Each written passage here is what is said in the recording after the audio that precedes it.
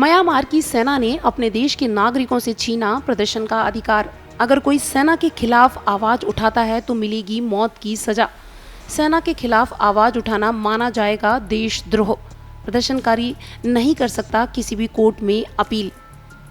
सेना के राज में आम आदमी की कौन सुनता है, यह बात सही साबित होती नजर आ रही है। सेना के सत्ता हथियाने के बाद म्यांमार में कुछ ऐसे ही हालात बन गए हैं। म्यांमार की सेना ने अब अपने देश के नागरिकों से प्रदर्शन का अधिकार छीन लिया है। सेना ने कहा है कि सेना के खिलाफ आवाज उठाना अब देशद्रोह माना जाएगा। म्यांमार की सेना ने नया फरमान जारी करते हुए अपने लोगों से अभिव्यक्ति की आज़ादी छीनते हुए कहा है कि अगर कोई सेना के खिलाफ आवाज उठाता है तो उसे मौत की सजा मिलेगी।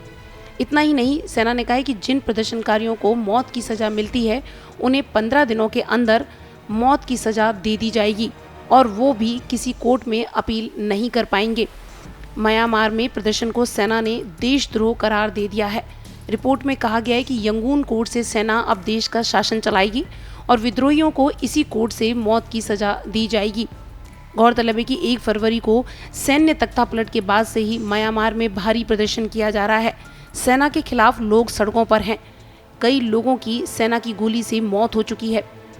सेना ने कहा है कि प्रदर्शन करने वालों को कठोर सजा मिलेगी, जिसमें फांसी की सजा भी शामिल है।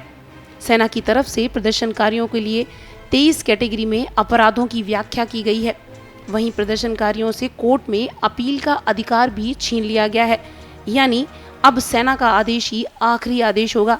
सजा मिलने के बाद नागरिक कोर्ट में सजा के खिलाफ अपील भी नहीं कर पाएंगे। म्यांमार के सेनाध्यक्ष सीनियर जनरल मिन ऑन्ग लाइंग ने कहा कि प्रदर्शनकारियों को फांसी की सजा मिलने के 15 दिनों के अंदर सजा पर अमल होगा। वहीं म्यांमार की निरंकुश सेना को लेकर यूनाइटेड नेशंस का बड़ा बयान आया है।